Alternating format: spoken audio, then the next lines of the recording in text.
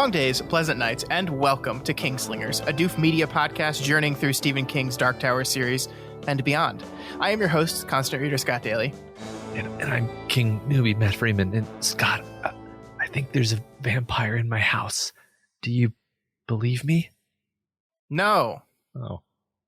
This week on the show, part 2, The Emperor of Ice Cream begins as we discuss chapters 8 and 9 of Salem's Lot. Matt and Ben and Susan all debate the existence of vampires as two of our quartet end up down for the count. Matt with a heart attack and Ben with an unfortunate case of getting his ass kicked. Matt, what did you think of this week's reading? It's very fun. I feel like we are getting to the promise of this particular premise where we have our characters learning of the fact of these supernatural creatures in their town and reacting to them in really the realistic way that you would react if you found yourself in this situation. Sure. And this is like the one of the more fun things that Stephen King does, actually, is pose these situations and then work through like, okay, well, how would you behave? How would you react? Yeah, I think it's also one of the things that's unique to the novel as a storytelling format. I think you can get away with kind of spending 2 entire chapters really diving into what would a person do when presented with this information, and how would they react, and how is one convinced of the existence of supernatural. I just don't think a movie has time for that kind of thing. Right. Or like a novel is just so drawn out, like, and it's so interior to the characters that you really get to explore these things. And King takes full advantage of that here. Absolutely. Mm-hmm. It's just so fun. Yep. Oh, so fun. I don't know about you. This is a pretty good book. Oh yeah. All right. Before we get into our discussion for the week, we have a couple quick announcements. One of the things I wanted to do, we got a few emails, Matt, about New England summers. We talked about the treacherous New England summers last week, and we kind of mused on why we thought that was. We got some emails from some listeners that live in New England, and I wanted to read this one in particular from Jennifer D, and because it's just delightful. So here you go, Matt. I can wake up in the morning to a crisp 40-degree day, needing a cardigan to get to Dunkies. That's Dunkin' Donuts, Matt. I don't know if you knew that. It's pretty big up there. Then I get out of work and it has somehow transformed into 90 degrees of humidity that slaps me like a hot, wet towel, instantly sucking the life from my tortured soul. Then after dinner, we hop into a pool for a refreshing dip, only to have to run for cover as the sky opens in a tumultuous shower of murderous thunder and lightning for exactly 4 minutes. Then we return to the house and bundle into our flannel jammies as the heat kicks in on the house. Believe me, friends and neighbors, you're sitting in your dooryard fine as paint 1 minute, and the next you're digging your nails into your palms as you melt or freeze. It's wicked pissa. Oh, okay. Wow. Yeah, so that was from Jennifer D. So I think, we have the saying, if you don't like weather in Texas, just wait 5 minutes and it'll change. But even us, like, our summers aren't like that. Our summers it's just hot all the time. Right. It's funny because they have the same saying in Colorado, but it's actually much more appropriate in Colorado. And maybe everywhere has that saying, and it's just it turns out what weather does is it changes. Yeah, that's actually pretty likely, I think.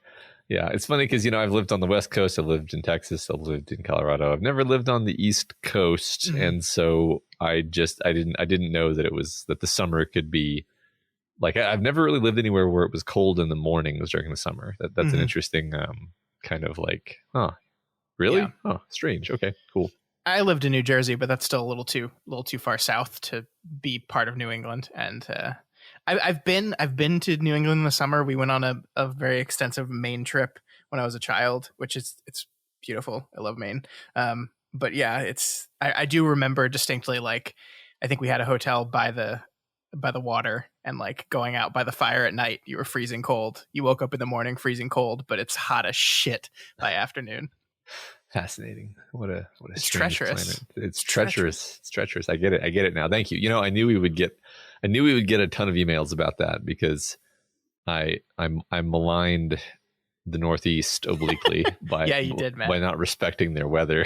Yeah, it's so weird that like every one of these said, Matt, fuck you, and then went into the explanation. Yeah, I figured. The other announcement we had for this week is if you are one of our patrons, our Other Levels of the Tower episode for this month is out by the time you're listening to this. This month, Matt and I talked about the movie Thinner, which is an interesting movie, and I thought it was an interesting conversation. Yeah. Not a good movie, but No. not a bad movie either. I had fun with it. I had fun with the movie, and I had fun with the conversation, which is really all you can ask for an adaptation of a Bachman story like Thinner. Yeah. So go check that out. Yeah, if you are a patron, you should be seeing that already. If you're not a patron, now would be a great time. You'll see Thinner and I think 7 other movies that we've done for our other levels of the tower. So check those out. And thank you to everyone who's supporting us. We hope you enjoy that. Yeah. All right, Matt, let's get into our chapter discussion this week. Before we get into the chapter itself, we are in a new part of the story. We are now in part 2, titled The Emperor of Ice Cream. And part 2 begins with another poem. One that hopefully explains why this part is named The Emperor of Ice Cream, because part 1 opened very easily to understand on the Marston house, and now suddenly we're talking about ice cream. Yep. And in classical King fashion, our school teacher Matt will later in the chapter directly reference the poem, which is titled in this part, and he tells us it vaguely is about death. He says like it's about death, and that's all he really says. But I think it's time for the Kingslingers Poetry Corner, Matt, my favorite section of the podcast, the part of the show where 2 guys who aren't good at poetry analysis attempt to analyze some poetry. Oh, yeah. Rest assured that I had no fucking clue what this poem was about. And I was just kind of hoping that like maybe it would become clear to me as we went into the reading. And was it? No, but I mean, after sitting down and like kind of staring at it, here in the notes for a while earlier today, I have like a vague guess, and I didn't read about it actually. I don't know if you let's just get into it, Scott. Sure. So The Emperor of Ice Cream was written by Wallace Stevens in 1922. It's an elliptical poem, which I think is just like a fancy poetry way of saying it doesn't make any sense. And that's by design. Wacky poetry. So let's read it and then let's do what we can with this. Call the rollers of big cigars, the muscular one, and bid him whip in kitchen cups concupiscent curds. Let the wenches dawdle in such dress as they are used to wear, and let the boys bring flowers in last month's newspapers. Let B be finale of seam. The only emperor is the emperor of ice cream. Take from the dresser of deal, lacking the 3 glass knobs, that sheet on which she embroidered 3 fantails once, and spread it so as to cover her face. If her horny feet protrude, they come to show how cold she is and dumb. Let the lamp affix its beam. The only emperor is the emperor of ice cream. All right, Matt. Any guesses here? Okay, my only concrete guess is that it's about preparing a body for a funeral, or that there is a dead body and people are dealing with the dead body. Yeah, I mean, so the second stanza I think is a little more clear than the first, right? Because we see take from the dresser of deal, lacking the 3 glass knobs, that sheet on which she embroidered 3 fantails once. So take from the top of the dresser, an old dresser that's lacking glass knobs. So maybe this woman is not well off, right? Maybe this woman's poor. She's old because she has horny feet. Yeah. So that's she's an old woman, and she's dead, and we're putting this shroud over her, this death shroud. She's cold and dumb, meaning silent. So yeah. But that's the second stanza. Yeah. The first one is where I think it gets really interesting, right? So call the roller of big cigars, the muscular one, and bid him whip in kitchen cups concupiscent curds, which means concupiscent. I'm not saying that word right. Concupiscent is how I would say it, but I don't know how to say it either. But yeah, apparently it means like lusty. Yeah, you see Cupid in there, right? Concupiscent, yeah. Let the wenches dawdle in such dress as they are used to wear, and let the boys bring flowers in last month's newspaper. So like this, I think, right, is the people in the kitchen preparing for the service, right? So you have the muscular one is whipping up the curds for the ice cream, presumably. You have the women dawdling around him. The boys are bringing flowers wrapped in newspaper for the dead woman, right? And I think the 2 lines that are most interesting, though, and I think maybe unlock this thing, is let B be finale of seam. The only emperor is the emperor of ice cream. And that first line, let B be finale of seam, is the line that Matt quotes when he references this poem. He changes it a little bit. He says, let this be the finale of seam. And I think that's the important line there, right? Because like if you just read that in isolation, what does that mean? Let B be finale of seam, right? So let reality be the conclusion of what it seems to be, right? Yeah. Like, and so you have these people standing in the kitchen doing these things, and then we have let be finale of seem. The only emperor is the emperor of ice cream. So it's kind of talking about power a little bit too, right? And the dissolution of our seeming understanding of how things work. Yeah, I it's funny because as you started talking, I was like, oh yeah, absolutely, just unlocks everything. I totally get it now. But then as you were talking, I was like, yeah, it's like let be finale of seem. I'm going to translate that into my words. It would be let what is take the place of what appears to be. Yeah. And you can no longer evade the cold hard truth by trying to seem other than what actually is. I think there could even be something kind of delightfully euphemistic about the phrase "the emperor of ice cream," because ice cream. I don't think I'm reading this correctly, but basically, it kind of does seem like either they're making ice cream or there's going to be ice cream at what is either a wake or a funeral or something. And so the emperor of ice cream here is like death, basically. Sure. Which I think lines up with the other poem, which references the queen of the dead. So we have the emperor of ice cream, which you could call the emperor of death. And then you also have the queen of the dead. So you kind of have your king and queen of death, in other words. Yeah, I mean, I think it represents a kind of powerlessness, right? That like as what seems as the illusion of what seems to be is taken away, and what is all that's left. What is death. Like that's it's like in the first sentence we have the big muscular cigar roller is rolling these sexy curds of milk into ice cream. You have the wenches dawdle in such dresses they used to wear, and you have the boys bringing flowers. And this is like, without knowing the second stanza, this could be a party, right? Like you have someone whipping up sexy ice cream. You have women standing around in such dresses they used to wear, and you have boys showing up to bring them flowers. Like this is, it is kind of, we're using sexual imagery here, we're using attraction imagery here, but then that line let be the finale of seem, and it switches to, oh wait, this is a wake or a funeral, this is death, and the idea that we have control or power or anything is ripped away to the cold hard reality of death. So it's about death. It's about death. So by way of ice cream. Our long 5-minute conversation gets back to what Matt said, which was it's about death. Yeah. But I mean, it is. But I think it's really interesting the way it does that, because also I think let be finale of seem is kind of the main idea of these two chapters, in which the most of what's happening in these two chapters are two people being convinced of the existence of this supernatural force by one other person who has convinced himself. Or I mean, I guess you could argue all three of them are dealing with various levels of being convinced and not being convinced. And that's interesting. I think the conclusion of the chapter is that what is destroys what it seems to be, and you just know what it is now, and you can't ignore what the truth is.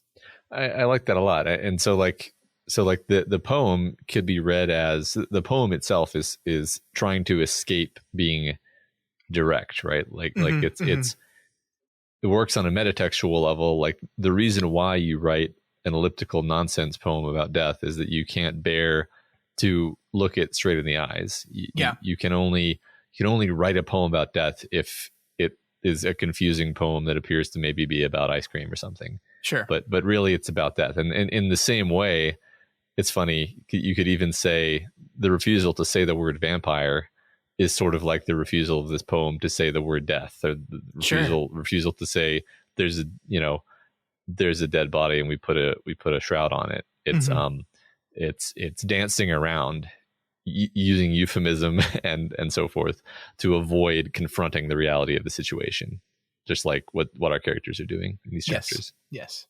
Yeah, no, I think that's spot on, and I love it. I mean, I love this poem. I love the words of it. I love how it's described, and I loved sitting there and thinking about it for a while. I'm so into poetry now. How did that happen? I love this. Yeah, I mean, thanks, Steven. I mean, poetry is actually awesome. I remember liking poetry in high school when they made us read it, because they actually chose good poems for us to read. But then I just fell out of the habit because it's not like there are many places you can go where people will recommend like really good poems to you the way they'll recommend books to you, you know? Sure. I mean, I think the thing with poetry with me is like when I read a book, this book aside, because I'm doing a podcast on it, but when I normally read a book, I just read it and then I enjoy it and I think about it, but I don't really need to like sit down and study it. Like mostly like I read the pages and I close the book and then I think about it. And I think about what I think the book is saying and like, or that is happening during it. With poetry, like it was not until I really sat down and started breaking these lines down one by one and really diving into them. It's like in order to enjoy poetry, I have to analyze it. Whereas with books, I enjoy it on an analytical level and I enjoy it on just a normal level as well. Yeah. But with poetry, the only time I get to a place where I enjoy it is on that analytical level. And then it's not until I understand what I think the poem is saying that I can actually see the beauty of it. Like I think some people can just read poetry and like, oh my God, that's beautiful. Now let me think about what it means. Nah, I for whatever reason have to go the other way. Yeah, I usually get nothing out of it the first time. It's almost just frustrating. But yeah, it always ends up being rewarding. Sure. I like to write poetry too. I haven't done it in a long time though. Anyway, yeah, that's a great poem. Love that one. We do have one more poem here at the beginning of this section. The second poem is from George Seferis, who is, you'll remember, the Greek poet who wrote about nostalgia in our prologue. That was the quote from our prologue, was a little piece from Seferis's poem. This one is a haiku that he wrote. It's an untitled haiku, and it says, "The column has a hole. Can you see the queen of the dead?" So what about this one, Matt? What do you think? I'm like less sure about this one, and it's much shorter. So it's sort of like, that's the problem with the short poem, is you feel like it's sort of underdetermined. It can mean a lot of different things. Yeah. But so you just take the first sentence, a column with a hole in it, to my mind, evokes, a flaw, a weakness. Sure. Since a column is usually something that's supposed to be supportive, so there's a kind of weakness to be found, and you can look into that weakness. You can look into the hole, you can look into the flaw, and then you see what? You see the queen of the dead, which is, I guess, I mean, this feels too literal, but it is literally the representation of death, of the end, of destruction. That's my read. Yeah, I mean, in the context of Salem's Lot, it's interesting because we don't have a queen of the dead here, right? Like we've got so far just two dudes, two vampire-esque guys. Only one of them we know is a vampire. And I guess he's made a bunch more vampires, but they're still all men so far. So, but yeah, I mean, I think you're spot on with that. I think King chose this because it is going back to like structural. Like the first section was all about the house. The Marston house is playing such a big part in the story, and here we have a column, which is an architectural item that goes back to like, we have a place or a building or a piece of architecture. Inside it, what is inside it? What is beneath it? What is in it? Death is what this haiku is saying. Right. So it kind of hints towards that at the core of the Marston house, what do we have? We have evil, we have death, we have bad juju. Yep. And maybe there will be a so-called queen of the dead later. Maybe there will be a woman vampire that we encounter at some point. Sure, yeah. I mean, if it's going the Dracula route, that would be on brand, right? For sure, yeah. Yeah. All right, that was fun. I enjoyed that. I hope you guys like these poetry corners. I like doing them, so hopefully you guys appreciate it. But let's move into the chapter itself.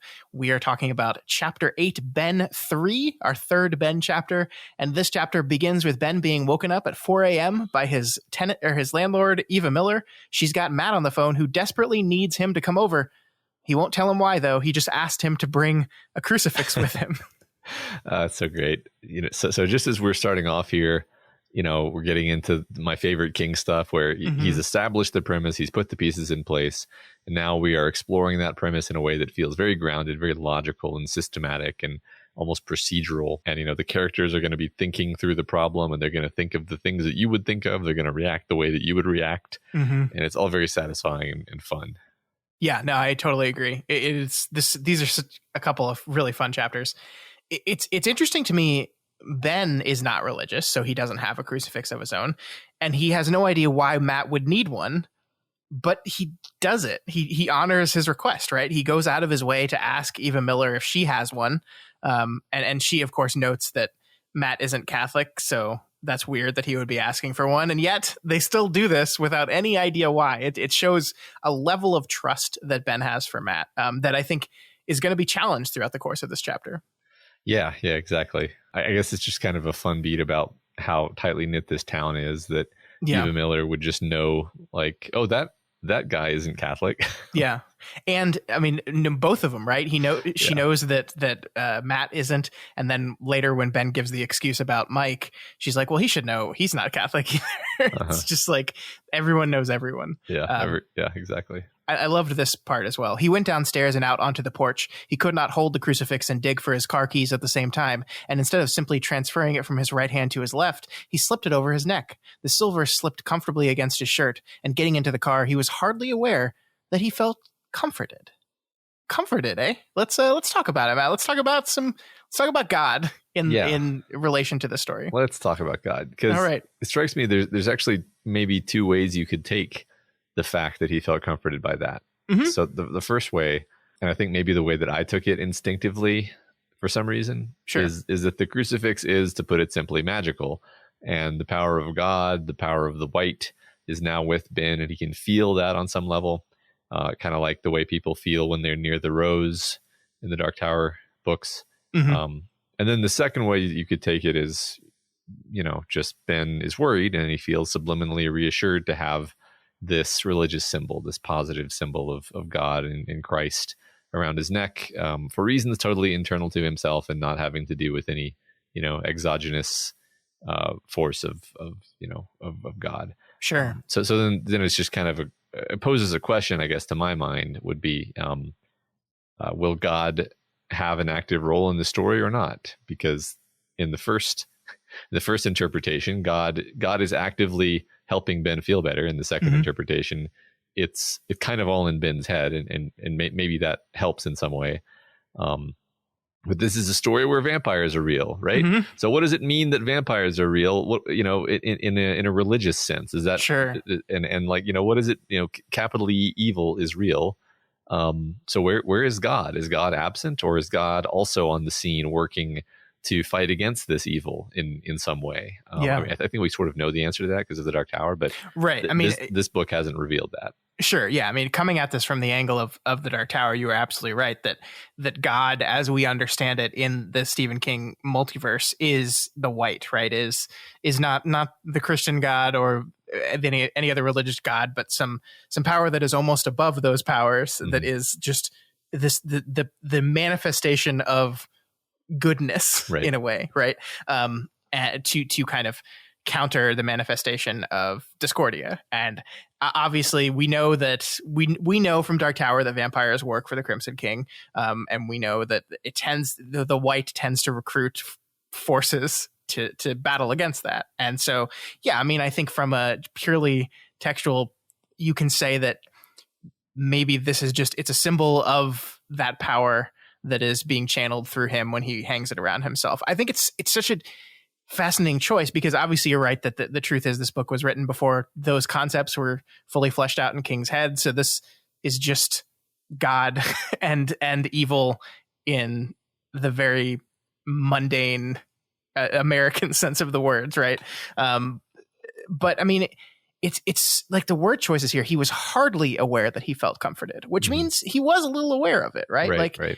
It's not completely unknown to him that he hung this thing around his neck and he's hardly aware. And we have to go back to when he's first asked if he has a crucifix. His reaction is kind of like, hell no. Like he's not religious in the slightest, is the thing we take from that. So right. It is interesting. Yeah. I mean, if it is that second thing that just, he has the symbol, he's worried about something and he puts this symbol that represents something around his neck and it has an effect on him subconsciously, or I guess technically consciously, but barely consciously. I don't know. It's really, really interesting. Yeah. It's one of those situations where I do kind of want to set aside what I know about the Dark Tower as much as possible and say, like, within this story, what are we saying thematically about the role of God and or the forces of good? Sure. And I think one way or the other, this plays into that. Sure, absolutely. We're gonna have to keep paying attention to details like this. Yes. So Ben shows up at Mike's, and he's not doing well, Matt. He's talking nonsense, and he looks super pale, and we get wonderful lines like this. Are you sure he's dead? I am in my guts, even though I haven't looked in on him. I haven't dared, because in another way, he may not be dead at all. It's just like you have to kind of put your head in the mind of someone that doesn't know this is a vampire book, like Ben, for instance, and what that sounds like to him. It just it must sound insane. Yeah, absolutely. I think at this point, he's probably more worried, like, oh no, Matt's lost his mind. Yeah, my new buddy's lost his mind. Yeah, right. But then an interesting thing happens, because Matt tells the whole story to Ben, who, as we've said, of course, does not believe him at all, or rather, he doesn't think he's outright lying to him. He just believes that he's mistaken. He's made interpretations that are not accurate. But Ben decides he needs to go look at the body, and as he does, as he walks up to the door on that second floor, we are transported back to a young Ben walking into the Marston house. And we get this really wonderful part here. Ben walked down the hall and stood in front of the guest room door. He did not believe the monstrosity Matt had implied, but nonetheless, he found himself engulfed by a wave of the blackest fright he had ever known. You open the door and he's hanging from the beam. The face swelled and puffed and black, and then the eyes open and they're bulging in the sockets, but they're seeing you and they're glad you came. The memory rose up in almost total sensory reference, and for the moment of its totality, he was paralyzed. He could even smell the plaster and the wild odor of nesting animals. It seemed to him that the plain varnished wood of Matt Burke's guest room stood between him and all the secrets of hell. I love this, and I love that King does this. Like, we have this insane story that Ben has been told. He doesn't believe it, and yet he can't help, even as he's walking up to face the truth of what's going on, he can't help but be channeled into his moment of otherworldly fear and monstrosities. Like, it kind of builds to this universality of fear and dread of the otherworldly, of this capital E evil that Father Callahan was talking about. It's a totally different situation. It's a totally different kind of evil, technically, and yet it is so similar to Ben Mears that it is briefly identical, that is briefly a sensory reference. He is not just remembering, he is back in the Marston house. Yeah, I like that. It connects all these things together. Yeah. And, another thing that occurred to me here is just we've seen from the Danny Glick burial scene that there is a kind of magic horror that exudes from these creatures. So he could be literally experiencing some kind of psychic effect from, the not dead body. Sure. But that's not necessarily clear, though. Kind of like an aura of evil that digs into your brain and brings out the worst memories you have. I like that. Yeah, cool. Yeah. I think the thing that works best with this is, like, it doesn't matter whether you believe in it or not, right? At this point, Ben does not believe what Matt is saying is the truth. He does not believe it. He does not believe he's going to open that door and Mike Ryerson will be a vampire. But it doesn't matter, because regardless of whether he believes in it or not, that otherworldly, that paranormal, that monstrous fear, and it still exists. And I think that's really important to kind of what these chapters are saying. You better start believing in this stuff, because if you don't, you're screwed, because it's going to be here whether or not you are or do. Yeah, just like the poem. You can't make it go away by refusing to look at it, for sure. Mm-hmm. Yeah. So they see the body of Mike Ryerson, who is indeed dead. I kind of, you feel bad for poor old happy-go-lucky Mike, who loved his groundskeeper job and was just very content with his life. He just wanted to mow some grass and enjoy a drink or two, and just he's a good dude. Yeah, I feel like out of all the characters that we met, Mike may have been the most, like, nice and carefree and innocent. Mm-hmm. There was that association between him and death, because he was the hearse driver and the groundskeeper, right? Mm-hmm. But even that association didn't seem to, like, affect his spirits at all. Sure. Yeah. But I don't know. I guess I think it's interesting that the groundskeeper was, like, one of the first victims, though. Yeah. Because it's, I don't know, death and waving my hand vaguely, death and plot and connections. And I mean, it kind of shows that, like, the death is spreading out from the center. Mm-hmm. And the center is technically the Marston house, but also the cemetery. Yeah. Which makes sense. Yeah, it makes sense that yeah, exactly. Yeah. Like Danny before him, Mike in his death is like actually super lifelike. This is something I don't think we talked about when Danny died, but like he was his most healthiest looking after he passed on. He has rose colored cheeks, light color bloomed in his cheeks, and his body held none of the deathly pallor Matt had mentioned, only healthy skin tones. I love this wrinkle that like in death, the vampires become more alive looking than they were in the moments that led up to it. Yeah. Beautiful, sparkly vampires. You take that back, you son of a bitch. I mean, it's funny because I don't think this is that uncommon, right? Like I know like the Anne Rice vampires are also like sort of like statuesque and beautiful in their perfection. Mm-hmm. And then there's certain mythologies where like the vampire's skin, becomes more and more like marble and stone like. Mm-hmm. So it's just interesting how King has chosen to kind of take this particular turn where the vampires they look extremely alive and healthy, and beautiful in that specific way. Yeah, definitely. I like it a lot. It is kind of a central irony to them that I enjoy. I mean, like there's so many different vampire myths and rules, and like you need to. I'm sure this is one of them, right? It's been too long. I really should have read Dracula before I read this book. Maybe I'll go do that this week. It's not that long of a book. Maybe I'll go reread Dracula real quick. Yeah, go read Dracula and tell me if there's any spoilers. So okay, we'll do, and then I'll read it. All right. Okay. So what happens next is they're inspecting the body, and the one sticking point for Matt is he knows he saw puncture marks on Mike's neck. And now that they're gone, which per Bram Stoker is exactly what happens to vampires. And I like that we're talking about this directly now, but they're still not saying the word vampire out loud. No one has said the word vampire yet, but Matt is to a point where he's saying we have to put an ash stake through his heart. Yeah, right. It's the reader knows what they're talking about, but it is great that they haven't said it yet. Yeah. The lines like that specifically, maybe I'm on a false trail, but I think it's interesting that the assumption that they need to put an ash stake through his heart is a sort of dangerous, unstated assumption that Matt's making. Like basically it's implying that Matt is just assuming that these are, Bram Stoker vampires, mm-hmm. that they follow these rules and that they'd be bound by those same limitations. And maybe they totally are. Like maybe they just literally are Bram Stoker vampires, and that's the way King wants to play this. But it seems dangerous to assume that. And I just feel like there could be some room for fun surprises if the vampires don't follow the rules that they're expected to follow. Sure. I mean, especially if you're getting into like having fun with the reality of, okay, vampires exist in our world now. What do we do with that? It seems like the vampire, as we just talked about, the mythology and the rules around them are so inconsistent across different works that making assumptions based on that doesn't seem like a good move. I mean, at the end of this week's readings, we'll know at least one thing is true, which is that they don't like crucifixes. And that's really all we have to go off of.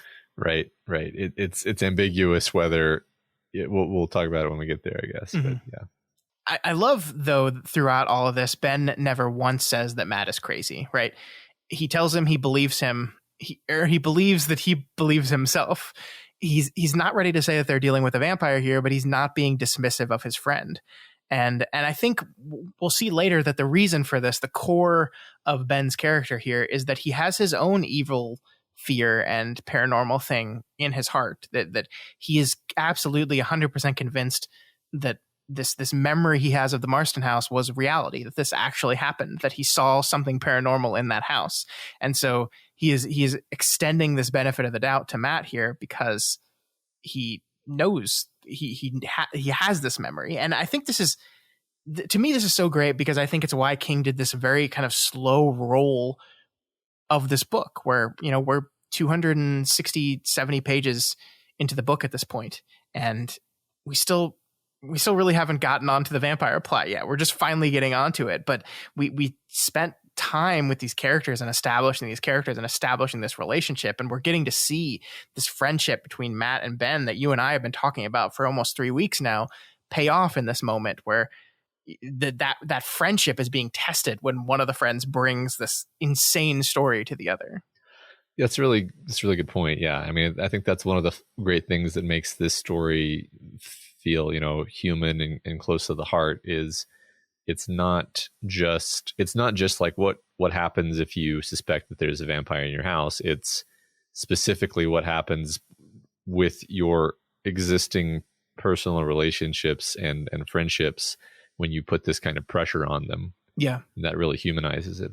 Sure. Absolutely. But regardless, they've got quite a problem here, Matt, because while Ben doesn't think he's crazy, he knows that everyone else will. And he's got a corpse sitting in his guest room, a corpse that may or may not be a vampire. So they have to do something. And if they do it wrong, we get this part. Matt was looking at him with slowly dawning horror. One word, Matt. That's all it will take to finish you in Salem's lot. Yeah. The speech that Ben gives about how easily and permanently the town will turn against Matt if he starts talking about this is, I think, like the moment in the book where King has been most explicitly critical of small town America. I mean, it's not like he's pulled his punches really, but this is this is like the, small town America sucks a lot. The speech, this idea that like everybody will basically shun and despise this great guy who, in his way, Matt is a pillar of the community and always has been for his whole life. And Ben is like, yeah, they'll turn on you. You'll be a pariah. You'll be ridiculed. They'll make up stories about you. They'll turn on you. And Matt knows that he's absolutely right. And that just strikes me as so horrible and lowercase e evil. Yeah. I mean, if we take vampires in the story as not literal, but a metaphor for some sort of deeper evil, then what is being said here is basically, if you expose the evil at the core of the town will shun you because it cannot handle that. It is uninterested in dealing with that in any kind of permanent, real way. And so it kind of basically establishes our quartet here as being forced to work alone in this, that there's going to be our group of characters. We know that it's at least Ben, Matt, and Susan in some level.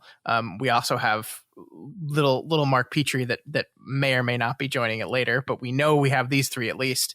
And we've kind of been set up here that they have to work alone because the town will not solve this problem. The town is actually completely uninterested in exposing any of the rot at its core, of looking into that column with a hole in it and seeing the death that exists there. They don't want to do it. And if you try to do it, they will destroy you. Yeah, they'll feel attacked. Yeah. That's right on. But never fear, Matt, because our gunslinger Ben has a plan. Call the doctor and the constable, give them the story about Mike looking sick and being invited to Matt's house, and then how he found him dead later that night. Don't mention anything supernatural, and handle this like rational, normal gentlemen. He's got a plan. Proving or disproving it ought to be no more than an exercise in logic, ruling out possibilities. First possibility, Mike died of some disease, a virus or something. How do you confirm that or rule it out? Matt shrugged. Medical examination, I suppose. Exactly. And the same method to confirm or rule out foul play. If someone poisoned him or shot him or got him to eat a piece of fudge with a bundle of wires in it, murder has gone undetected before. Sure it has, but I'll bet on the medical examiner. And if the medical examiner's verdict is unknown cause, then, Ben said deliberately, we can visit the grave after the funeral and see if he rises. If he does, which I can't conceive of, we'll know. So there's the plan. It's a good plan. Yeah, it's a plan. Ben brings along rationality and an attitude of testing and experimentation to sort of complement Matt's more, well, I mean, Matt was the one who actually heard the sounds, right? So, but like Matt has completely freaked out, and it helps that Ben is bringing this reasonableness without, I think, undue skepticism. Like Ben is skeptical, but it's a reasoned skepticism. Yeah. Of course, the problem with this whole plan, Matt, is what if things are going way faster than you anticipated? Right. They have a much bigger grip on the town than you thought, and vampires turn a little bit quicker than you thought. And later that night, you have a vampire in your house, which is, of course, exactly what happens here.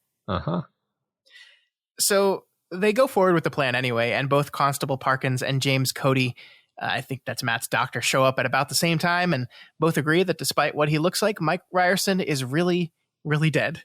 The absurdity of the situation is not escaped on Ben Mears. I really love this recurring beat, Matt, where these things keep occurring to Ben as he's talking with these officials, and it makes him really want to burst out laughing, and he can't. And so we get beats like this. I think we get a few of them where we get Matt led them all upstairs again. Now, if we all only played instruments, Ben thought, we could give the guy a real send-off. He felt a laughter trying to come up in his throat again. It's so wonderful. Yeah, it's great because it's like a kind of unhinged laughter that would come out. I almost wonder if we're not building toward a moment where like a certain threshold is passed and then maybe Ben does like begin laughing like hysterically. But no, it's a great moment. It's a great beat anyway. Yeah, I think it helps kind of set you in the moment where you fully understand the absurdity of what's happening here, because like it's easy for us, the people reading this book, to know the seriousness of this moment because we know that there are vampires. But I think King needs you to understand what this must be like for a person that hasn't quite bought into that reality yet. And so he does this through Ben's kind of unhinged, insane laughter, as you said. I think it's really perfect. Yeah. Before we move on from this section, I loved James Cody, the snarky ass doctor who, he gets in like the best one-liners. I forget what he says exactly, but there's just some really great moments of like repartee between him and Ben. Yeah, I mean he's such a for the brief scene we get him in there, he's such a well-drawn character who, I mean, like we've got this recurring beat of them all thinking the medical examiner is lazy and useless, and James Cody completely buys into that. Like he's already on that same page as he shows up, like, because they start moving the body, and I think it's the constable that is like, isn't that the medical examiner's job? And he's like, trust me, I know this guy, he'll want help. Yeah, it's great. Yeah, it's great. I also want to mention there's some interesting tension here as well, because despite the fact that we know the vampires are real, and in this book we have this thing that King took the time to establish, which was this ongoing tension between Parkins and Ben, that started when Parkins walked up and started accusing him, or maybe accusing him's the wrong word, but asking questions that upset Ben. And so now we have this, like, another person has died, Ben is at the scene again, and we have this established tension where Parkins is very interested in Ben Mears and his involvement in what's going on in the town. And so I think, again, this is one of the things that I think King took the time to establish early in the novel, and it pays off here, where the tension for us is not whether or not vampires are real or not. We've already bought into that. The tension for us is, what does this mean? Is the constable going to see Ben's involvement here and say he must be part of this? We need to get this guy behind bars, or we need to start investigating him, or we need to blame him for the deaths. And then what problem does that cause when our protagonist is kind of removed from the equation in that way? Yeah, and it's a really great swerve for the plot to take, because Ben can no longer truthfully say like, oh, I have nothing to do with any of this, I don't know what's going on, I'm just like everyone else. Because when Parkins came to his apartment before, he reacted the way an innocent person reacts to being accused, which is like, what the hell are you trying to say? Yeah, like in one of my vices is watching this true crime YouTube channel lately. That's like constituted mostly of like detective interviews with suspects, and they make this point that when a person's innocent and you sort of sidle right up to the point of making an accusation but not actually making it, they'll make the implication for you, and they'll be like, wait a minute, what are you saying? Are you saying you think I did this?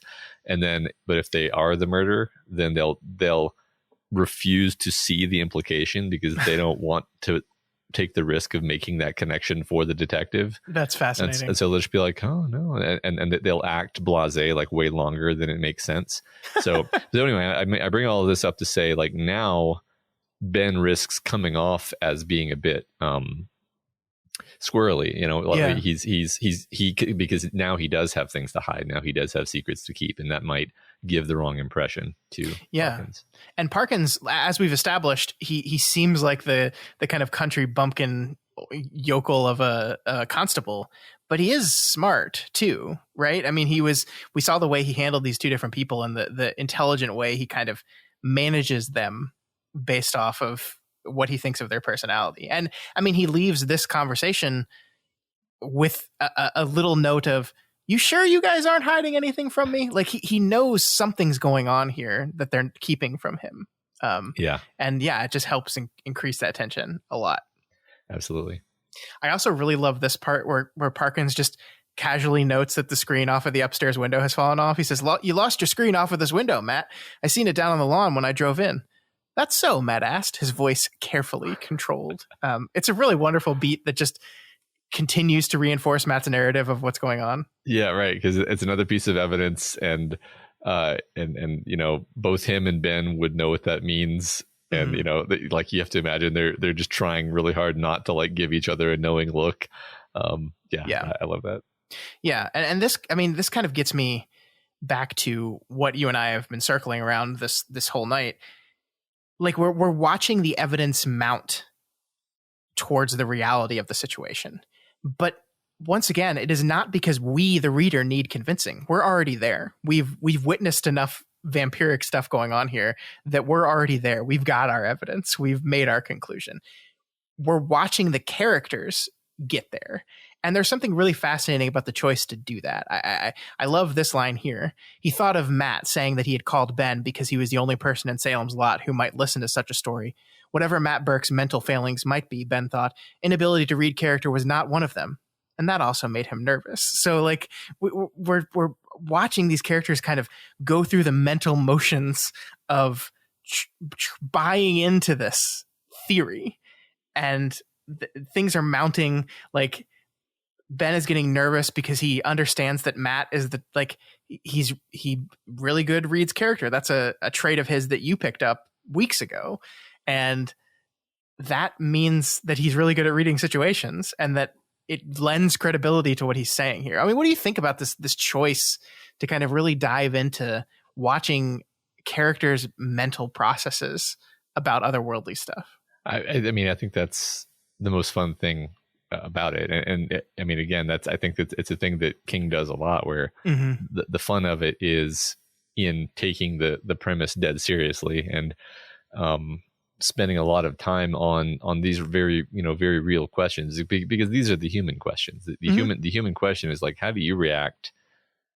Not only how do you react when there's a vampire in your guest room, but how do you react when your friend tells you there's a vampire in his guest room? That's like a whole different problem, actually. and King's willingness to go there and consider each of these problems separately as an interesting psychological conundrum is great. Like, I think that's incredibly fun, and it gets you thinking, as you're reading, like you're really putting yourself in this position, right? You're starting to think stuff like, what would it take for me to believe in a crazy story like this? Like if somebody called you in a panic and you came over to their house and they said there was like a ghost or something, what would you need to see to convince you that they weren't going crazy or pulling your leg, or that they'd just seen something, totally explicable that they misinterpreted? Yeah. Like unless you literally see something magical happen before your eyes, well, most things can be faked, or so ultimately it boils down to questions like, well, how much do I trust this person? Do I think this person has a level head? Do I know this person really well?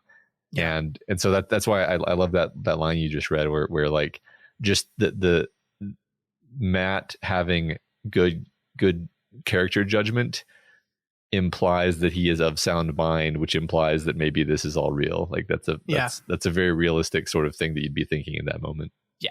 And I think we'll spoil our discussion question here. This is going to be our discussion question for the week, right? We'll remind you of it at the end of the show, but if you want to already start formulating your answer while you're listening to the rest of the episode, this is it. What happens? What would you do, listener, if your friend came to you and gave you this story of this otherworldly or paranormal thing that is so difficult to believe? What would your reaction be? And what would they have to do to convince you that is reality? Right. I think that's a really fun question, and I hope we get some really great answers. But yeah, I think we will. It's very fun to think about. Yeah. So that work being all done, all the officials go home. Ben and Matt say their goodbyes to each other, making plans to head up to the Marston house with Susan a little bit later, an appointment that they will miss, of course, for many reasons. I love the way this section ends, though. Let's just look at the writing of this bit here.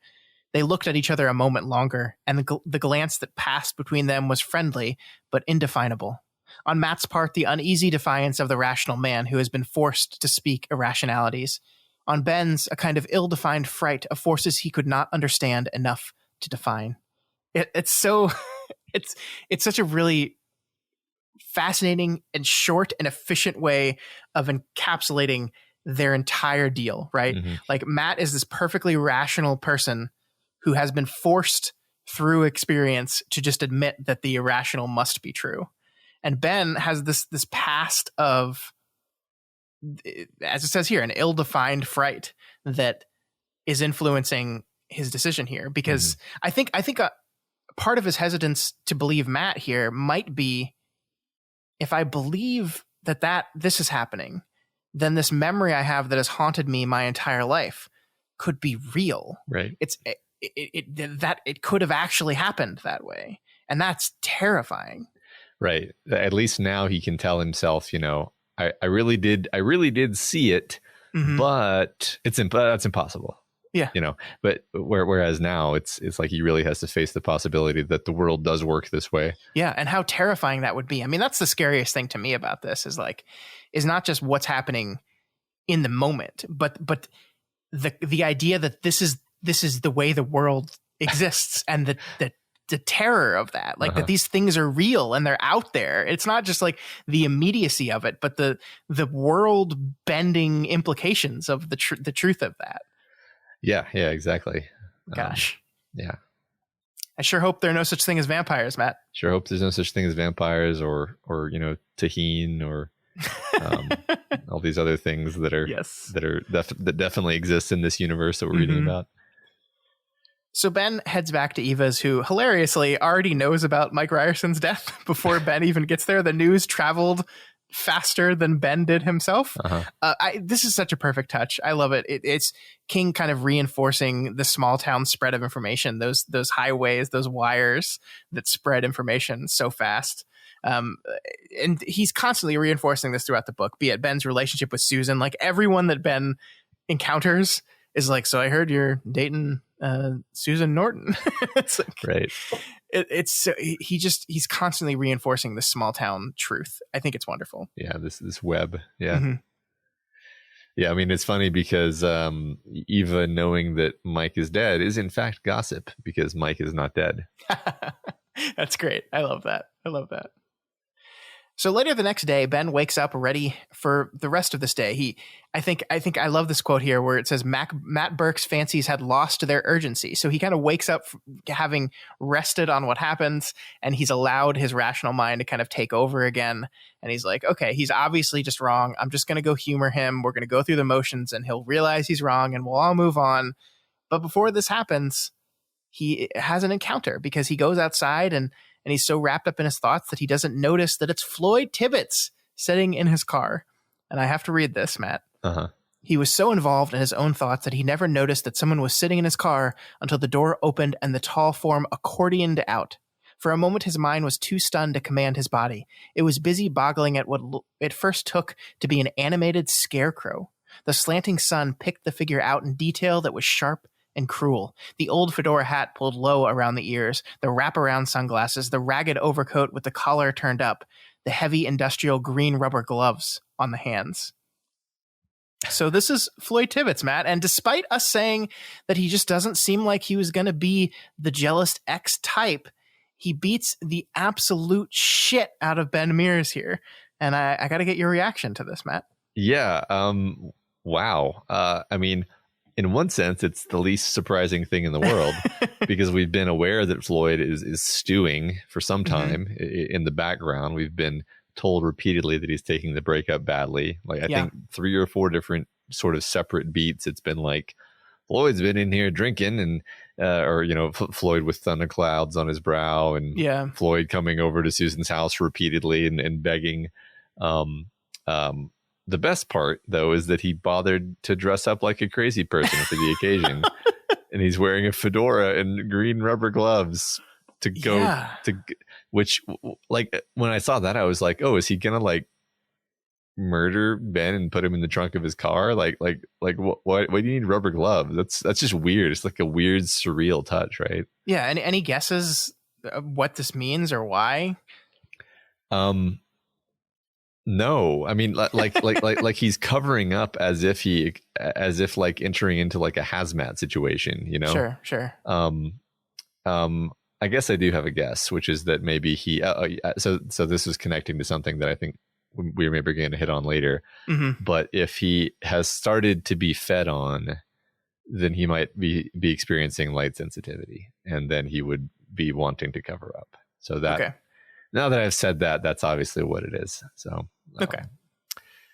Sunglasses and a fedora and gloves. Yeah. Okay. Yeah. And the ragged overcoat with the collar turned all the way up. But it's interesting because it's like maybe his mental state has been deteriorating, partly also because he's being fed on, and you know maybe he wasn't that bad of a guy, but you know he's kind of losing his mind, and that's part of why he would go here. Or maybe he's not only been fed on. That's the thing is we're so unsure about how things are working right now that I'm like, maybe he's already a vampire, but like I don't know, that doesn't vibe with me quite right, but I guess we'll see.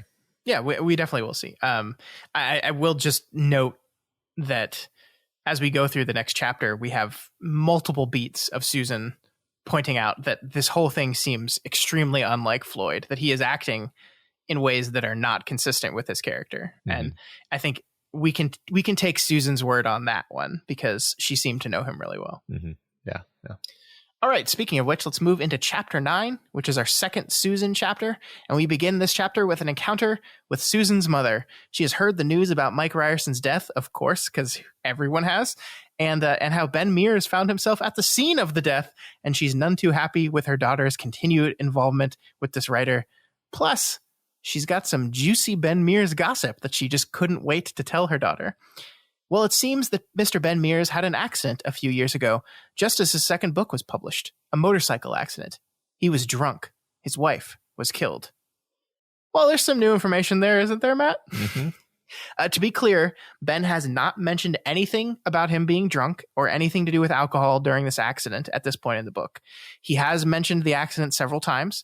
The most he said about it is the bike had gone out of control. However, we do know that Mr. Mears does indeed like his alcohol. He drinks quite heavily, quite often. Does indeed. So what do you think, Matt? Is there any truth to this gossip? See, I could go either way with this one. Because I could buy that maybe he didn't really start drinking heavily until after his wife's death, like as a reaction to it, perhaps. And thus this is a lie or an exaggeration. But then again, maybe he always had this problem and he was indeed drunk, but you know, he avoids thinking along those lines because he can't handle the guilt of it, which does sound like a good, like, being in denial of the fact that you have a problem beat that would fit very well with the character of Ben Mears that we have crafted up to this point. So I guess I lean toward the latter, actually. I guess I lean toward he was actually drunk and he's not thinking about it because he's like constitutionally incapable of considering the possibility that he drinks too much. Yeah. Okay. Won't say anything either way. I do think it's interesting that like one of her mom's pieces of evidence for why this is true is, well, they took a breathalyzer. They wouldn't do that if he wasn't drunk. And we know that's not true. That like normally anytime there's been some sort of accident, they'll do a breathalyzer. Yeah, that's funny. That's interesting. I mean, it's funny because I don't know. I've always been confused about the drunk driving rhetoric, and I'll try to clarify what I mean with that provocative statement. So Matt gonna make a stance against drunk driving here. Well, so look, it's. Are pro drunk driving? Pro anti. It's a complicated. it's a land of contrast. No, so it's 0.08 blood alcohol concentration is the legal limit for driving, right? Yes. So what's weird is like I remember being younger and like old enough to start to drink, roughly speaking, and they were like, "Don't drink more than this table would suggest." There's like a table, and it's like your weight versus how many drinks you can drink before you reach 0.08 blood alcohol. And I was always shocked by this, because it was like, oh, I can drink like 3 drinks before I'm legally intoxicated. Because if I drink 3 drinks, there's no way I should drive. And I've always, and like, that's just obviously true to me. So I'm like, wait a minute, like, you're telling me not to drink and drive, but then you're telling me I can drink this much and drive. That just seems irresponsible. This is a complete tangent, but I always thought that the existence of these tables was highly confusing and possibly gets people killed. I don't know. Maybe. Yeah, it seems dangerous to try to break it down to number of drinks. Like, I think I've always been like, if I have more than one, I probably shouldn't be driving. And I weigh considerably more than you do. Yeah, I mean, that's the thing. If I have 3 drinks, that is drunk for me. So, but the table says, anyway. I mean, it's also like, the problem is everyone's different. Like, regardless of like how much you weigh, everyone's tolerance is different. It also is also based on how often you drink. Like, I used to have extremely high tolerance, and I don't drink much anymore. And so I think a couple weeks ago, I went to a brewery with some friends and had like 2 beers, and I was feeling it. And that never happened to me before. So like, it's so subjective. Yeah, exactly. And I guess I'm just bringing it up because I just find the whole phenomenon of blood alcohol content and what constitutes being too drunk to drive is, it's always confused me, and I wish those tables didn't even exist, because I think they probably just encourage people to be like, well, the table says I'm fine. Anyway. Yeah, I doubt, like, there's no way like the state released those tables, right? That seems like someone released, like, here's how you can still drink and get around worrying about this. I remember seeing it in the context of like a presentation about why you shouldn't drink and drive or something. And I was like, this is counterproductive. Anyway. Okay. Yeah. Tangent aside. Yes. Regardless of the truth of anything that's being said here, Susan's mother is wielding this gossip as a weapon, and Susan is refusing to buy into it. She announces to her mother that she's moving out immediately. You listen to, and her mother's response here, you listen to me. I won't have you running around like a common trollop with some sissy boy who's got your head all filled up with moonlight. Do you hear me? Susan slapped her across the face. Dang. What a moment. Yeah. So we've compared the conversation between Susan and her mother to Susan and her Aunt Cord from Wizard and Glass before. And I think once again, I am forced to make a connection between these two conversations. Like, how many times did we see Aunt Cord and Susan Delgado talk to each other in very similar ways to this? Like, I don't know if King was like consciously channeling this book when he wrote those scenes in Wizard and Glass, but they are definitely of a pair. These two scenes are of a pair. Like, I look at these, I pulled these sections here. In Salem's Lot. Oh, she's offended, Miss Norton remarked to the air. Someone's just spoiled her pretty picture of Mr. Ben Big Shot Mears, and she's just so mad she could spit. And then from Wizard and Glass, Cordelia raised one dirty glove to the blue sky and waved it as if saying hello to the gods. She screamed with mingled triumph and laughter as she waved. And to be wed, she thinks. Ooh, they're definitely of a pair. Yeah, they're channeling the same energies. We have 2 characters named Susan. Mm-hmm. I wouldn't be surprised if King was sort of trying to make his stories rhyme in this way. Sure. Although, honestly, the similarity did occur to me, yes.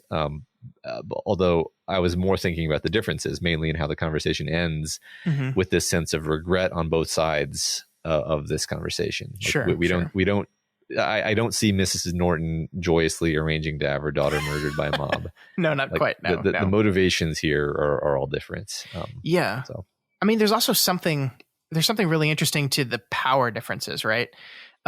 Because I think in Wizard and Glass, Susan Delgado was a woman that lived in that world who had no power, right? Like, women in general in that world didn't have any power, and Susan Delgado had even less power because of the arrangement she was part of. And actually, the way it works in Wizard and Glass is that Susan gets slapped, not Susan does the slapping. Yeah. And so it's really interesting to compare that to here, where, you know, it's 1970s America. Like we've made strides in equality since then, but compared to Midworld, I think Susan Norton has way more power and agency in this society than Susan Delgado did. And so she's the one that's doing the slapping. She's the one that's kind of dictating the terms here in a way that Susan Delgado couldn't until the very, very end of that story. Yeah, that is an interesting contrast, because it's also interesting because both of the older women in this scenario are sort of, for vaguely similar reasons, being like, know your place, girly, basically. Yeah. Whereas, Cordelia is doing it because they're in this terrible feudal society where horrible consequences probably will actually befall Susan if she defies, the mayor. Yeah. Whereas Mrs. Norton is just like, it's for the sake of propriety, basically. Sure. So I don't know. It's not that Cordelia was right about anything, but it's just that, I don't know. It's interesting to compare and contrast the two.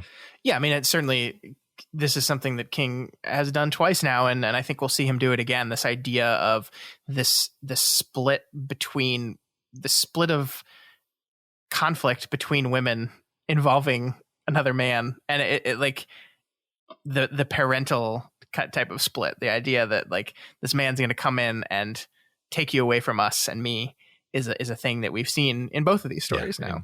He's not good enough for you. He's wrong for you. He's going to ruin you, and you're not going to get to make the match that you should make. You should, Floyd Tibbets and the mayor, respectively. Yeah. That is the best way. That is the best way forward for you. And I don't know, maybe in this case, Mrs. Norton might have some points about that. Yeah, I mean, that I think they both, neither of them is a horrible monster caricature here. Susan's mom is definitely not as unhinged as Cordelia was. No, nobody is as unhinged as Cordelia is by the end of that book. Yeah. So I mean, Susan's not really behaving fully rationally here, but her mom did also handle this pretty terribly. Yeah, I think Susan slapping her mom is like, obviously uncalled for, and supposed to reflect badly on her. And sure. Yeah, regardless of how right she is in the situation. Yeah, that's an escalation for sure. Yeah. I do think there's some interesting beats here as well, because like Susan reaffirms after the slap that she is indeed moving out. And then her mom tells her like sob stories about Floyd coming over and crying to her, which again, we get a Susan saying that doesn't sound like Floyd at all. But we get to this point where her mother gives the standard parent thing of like, you don't know what you want. You're too young to know what you want, which is indeed a patronizing statement. But Susan's response is, yes, I do. I want Ben Mears. And there's a part of me, I think the older part of me that doesn't remember what it's like to be young and in love is like, yikes. Yeah. It's a little too soon for that. It's a yikes from a place of experience. Yeah. Where you're just like, oh God, oh man, I remember this argument. I remember having this argument with my parents. Yeah. Oh no, oh God. I did sound like that, didn't I? Yeah. Which is interesting. I have to assume King knows that. Like the beats of this relationship are so fascinating to me, because like for every beat I get of, oh, we're supposed to be like kind of worried about how quickly this is going, there's another beat of, oh, they're just really into each other, and it just seems legit. So I don't really know how to feel about it yet. I think we're meant to feel mixed feelings about it. Fair. So Susan storms off to her room like every good full-grown adult does. Right. Let's remember she's not a teenager, even though she kind of keeps acting like even one. She slaps her mom and then runs off to her bedroom. Yeah. And we get this part here. And the worst was that a seed of doubt had been planted. Stupid. Did you think he was in cold storage before he came back here? That he came wrapped in a germ-proof cellophane bag like a motel drinking glass? Stupid. Yet the seed had been planted. And for that, she could feel something more than adolescent pique for her mother. She could feel something black that bordered on hate. Yeah, it's so perfectly psychologically realistic while being completely nonsensical. That why hate your mother for just telling you something that you didn't know, and we're going to find out anyway. But it makes sense that she'd be angry at her mother rather than being angry at Ben, because that's kind of how our dumb brains work when we're in love. Yeah, I think Mrs. Norton gets the right of it when she says someone just spoiled her pretty picture of Mr. Ben Big Shot Mears, and she's just so mad she could spit. That's absolutely like she's planted a seed of doubt into her as far as who Ben is, and you can kind of see her connecting the bits that we've talked about, like when he's offered a beer, he's like, I'll take 2 or 3, and like that he seems to be a bit of a lush at times, and you can kind of start drawing connections and making conclusions, even if you're not totally sure what is or is not the truth. And I mean, she may just as an objective third party, see them interacting, notice that Susan is staring at Ben with giant doe eyes, and notice that Ben is staring off into the distance with 1,000-yard stare of trauma, and being like, this is not good. But Susan, of course, can't see that. Yeah. It's interesting that her father is not in this like equation at all. Yeah. He's already decided he likes Ben Mears, and so he's done. Yeah. He recognizes the 1,000-yard stare. It's the stare of a serious man. There you go. So Susan's thoughts here are interrupted by a phone call, and on the phone is Eva Miller letting her know about Floyd's fist and Ben's face. He was beat up real bad, Matt. He's in the hospital. It's funny because we don't learn that he was like severely beaten until this point. So. Yeah. Oh God, Jesus. Yeah. So Susan goes to see him, and he's conscious enough to talk a little bit. And I love this line here. They're real killers in this town, aren't they? Because they are. Yeah. So Ben instructs Susan to go pay a visit to Matt and asks him to relay his story to her. He tells her he loves her, but also says something else. Lock the windows, he says. So whatever Ben did or did not believe, his encounter with Floyd has seemingly locked in that belief, right? I mean, we had the final moment we had with Ben in his head was he had just decided that Matt was just being silly, and the time and the sleep had kind of removed his belief in this whole nonsense. And Floyd beating him up or the time to consider while unconscious has changed his mind about this, because he seems like he's bought in now. He's saying lock the window or bought in enough to take precautions. Yeah, he's ready to brush all this foolishness under the rug, and then the town reminded him that the town is indeed a horrible, crazy place. And maybe he did, put 2 and 2 together a little bit faster than I did there, and realize that maybe Floyd was experiencing the side effects of early stage vampirism. Sure. Yeah. The sunglasses and fedora and turned up coat. And yeah, I mean, we get another little beat that might help enforce that here, where on her way out the door, Susan bumps into Weasel and Eva, who are together in the waiting room. She reiterates to them that this just doesn't seem like Floyd at all. And then Eva says that he didn't even seem really drunk, just kind of dopey and weird and detached. Yeah. Right. He's anemic, if you will. Mm-hmm. and maybe Ben even noticed that, that aspect of his behavior, that he seemed, I don't know, languid or something. Sure. I wouldn't call anybody languid if they can kick a man's ass. Sure. But it's also possible that Floyd is like, super strong now. Like, again, we don't really know how the vampires work, but it's possible that he has super strength. And that's, I mean, we do know that Stryker seems to have super strength. That's all we know. He does seem to have, and Ben is like a thin guy, but he's super tall. So I guess him just having his ass completely handed to him does lend a little bit of evidence to the idea that maybe Floyd is stronger than he should be. Yeah. Just so we don't get emails about it, though, the thing that does put him in the hospital is he falls back and hits his head against the car, I think. So he did get the shit beaten out of him by a man that was clearly stronger than him. But it's like the worst injury was almost, I wouldn't say accidental, but incidental. Yeah. I like that. Yep. I do love the end of the scene. Like we talked about Weasel and Eva's ongoing relationship, and this part here is really great. We'll do that, Weasel said. Sure we will, won't we, Eva? He slipped an arm about her waist. It was a long reach, but he got there eventually. Yes, we will. Look at them. They're adorable. Yeah, I love them. Those kids. Adorable kids. They're both really old. But they're just delightful. Mm-hmm. So Susan heads over to Matt's place, who has, at some point during the day, gone out and bought his very own crucifix, which he is now wearing. And she sees it when he answers the door, and we get this beat. There was something so strange and ludicrous about the ornate 5 and dime corpus lying against his checkered flannel shirt that she almost laughed, but didn't. Which once again, like, it goes back to what we were talking about with Ben in the last chapter, beats of where the absurdity of the situation almost makes him burst out in this irrational laughter. And now we have the same thing happening to Susan, which I think is kind of setting the stage and getting your brain to maybe lock into the fact that, okay, now we're doing the same thing again with Susan.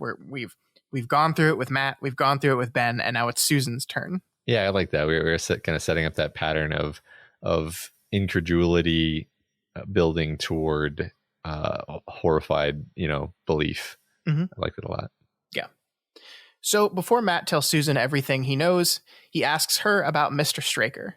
If you remember, Susan and her mother went to his new store on its opening day, and so she's gotten to meet this guy. And so we learn a little bit about Mr. Stryker from her perspective. I love these quotes here. I was attracted to him in a mildly sexual way, I guess. Older man, very urbane, very charming, very courtly. Looking at him, that he could order from a French menu and know what wine would go with what, not just red or white, but the year and even the vineyard. Very definitely not the run of fellow you see around here, but not effeminate in the least. Lithe, like a dancer. And of course, there's something attractive about a man who is so unabashedly bald. As a bald man myself, I will say, yes. Obviously. Yeah. We got, Jean-Luc Picard, et cetera. Yeah. Me. That's the list. Me, yeah. Jean-Luc Picard. That's it. That's the whole list. I can't disagree. But on the other side is something else about Stryker. I think I sensed a certain contempt under the surface, a cynicism, as if he were playing a certain part and playing it well, but as if he knew he wouldn't have to put out all the stops to fool us. A touch of condescension. Why can't I say that word? Condescension. Sometimes I just read words and it's just like my brain says no. She looked at him uncertainly, and there seemed to be something a little bit cruel about him. I don't really know why. So let's talk about this, Matt. We have two sides of Stryker being pointed out by the same person. Yeah, it's interesting. She responds to him, in a positive way, mm-hmm. which is surprising because the Stryker that we saw from Crockett's perspective looked and behaved like a fucking ghoul. Mm-hmm. Like he had like sunken eyes and these like freakishly long fingers. Real Nosferatu looking motherfucker. But she almost like bends all of his traits to just be like positive and charming, and so maybe he has like a physical glamour, like he actually can change his appearance. Maybe it's like a psychic power that pushes people to interpret him as charming and handsome when he wants to be. In any case, it seems like he has his like underlying sort of predatory nature, and then he is capable of kind of glossing over that with a false face. But it's not as good as it could be. You could say. It's interesting because it seems like it would be advantageous for him to not let people know about his cynicism and the idea that he thinks he's above all these people. If he knows he's playing a part and playing it well, and he doesn't have to pull out all the stops to fool us, but Susan picks up on that, doesn't that mean that he needs to pull out some more stops? I think so. Like, I think it reminds me of, I don't remember what beat exactly from before, but basically the idea is that they've done this so many times. Yeah, I think it's when he says like, the people will talk. Yeah. The townspeople always talk. Like he's been through this so many times, he doesn't really care because he's probably done this exact same thing over and over again, and he's just like, yeah, I don't give a shit. Yeah, you get that there's something off about me. Yeah, I'm still gonna get you, so it doesn't matter. It's like modern day Bruce Willis. Like, I'm gonna play the part and I know I'm gonna get paid, so I don't have to. Another bald man. It works. It works. Totally works. Yeah. Bruce Willis is a vampire. But he's not going to like try real hard. No, I totally get it. Yeah. So finally, Matt tells Susan what he believes, that there are vampires in Salem's Lot. She doesn't believe him, of course. And this is the moment that we get the first real use of vampire in the entire book. It happens right here on page, I think it's like 300 or something. It's wild to me. At least in my edition, it's 300. How does a person defend testimony no rational mind will accept at face value? I heard what I heard. I was not asleep, and something has me worried, rather badly worried. According to the old literature, a vampire cannot simply walk into a man's house and suck his blood. No, he has to be invited. But Mike Ryerson invited Danny Glick in last night, and I invited Mike myself. So we'll talk about the invite thing in a bit, but I love how casually this is done, right? The word vampire is just tossed into the middle of a sentence. Yeah. And I love what that means, because it's like, it shows how far Matt has gone on this line of thought, that he's just there now. He's just fully there. He's fully accepted this is happening, and he's not even trying to couch his language anymore. Yeah. Because it doesn't make sense to do it anymore. Right. He is solving the problem of like, how am I going to deal with it if Mike comes into my house, while also trying to solve the problem of how am I going to get Susan to believe me? Yeah. And these are such different problems that he's like, look, I know I don't have anything to say to you that could persuade you, but I don't actually have time to convince you right now because I'm worried about the serious problem, the mortal risk that I'm facing. And of course, he's exactly right, as we'll see shortly. Yep. So the conversation shifts to Ben Mears and his experience in the Marston house as a child. Susan brings this up not to say that she believes Matt, but almost the exact opposite. Here are two men who have become close friends, and now they're both convinced about supernatural forces at work in the town, evil houses, vampires. And so her conclusion here is just, these men are just terrible influence on each other. God, that's so good. It is. Yeah, I think, once again, like, this is a very reasonable position for her to take. Yeah. Totally understandable. But I think it's at about this point in the book that we're starting to lose patience as readers with the doubters.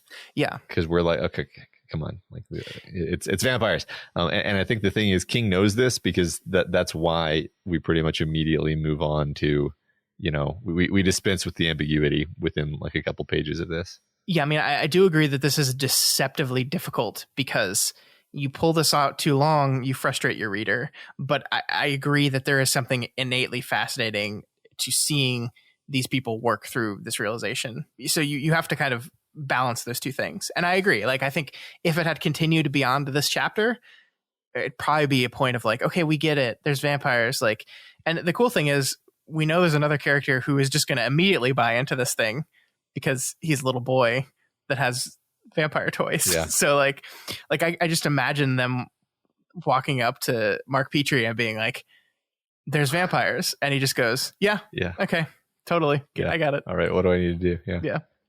So before the conversation can continue, however, Mike hears something upstairs and he goes to investigate.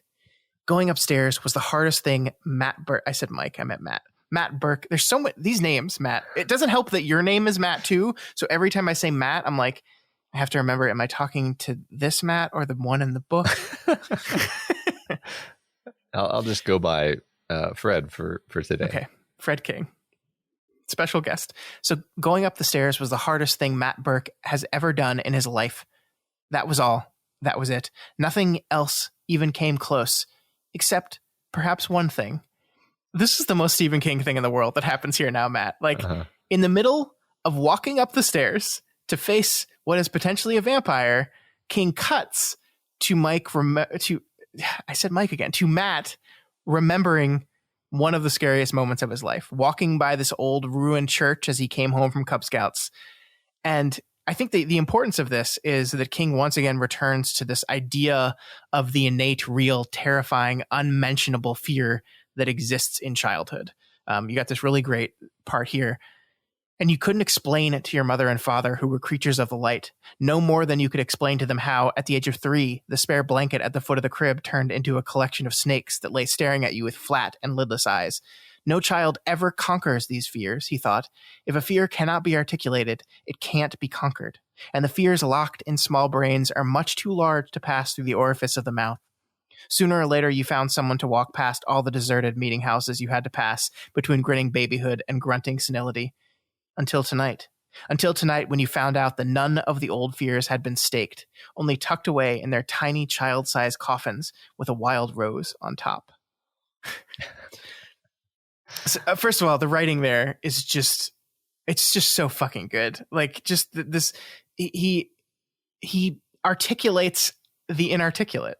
Uh-huh. Like it's almost by design an inarticulate thing to describe. How do you describe fear that you cannot describe? And he does it here. Yeah, well, and he reminds you of that childhood type of fear that we actually were talking about in previous weeks. That it's something I think that's come up a few times as we've gone through this book. That just the reminder of how mundane things can be so incredibly dreadful when you're a small child, and how it's sort of impossible to even accurately remember what that was like, because we're just like so good at dismissing that kind of thing now. But then at the same time, we're also capable of, like we've talked about, seeing ghosts because you expect to see a ghost. Sure. So, but I mean, it's so fascinating. Like, this fear can't be conquered.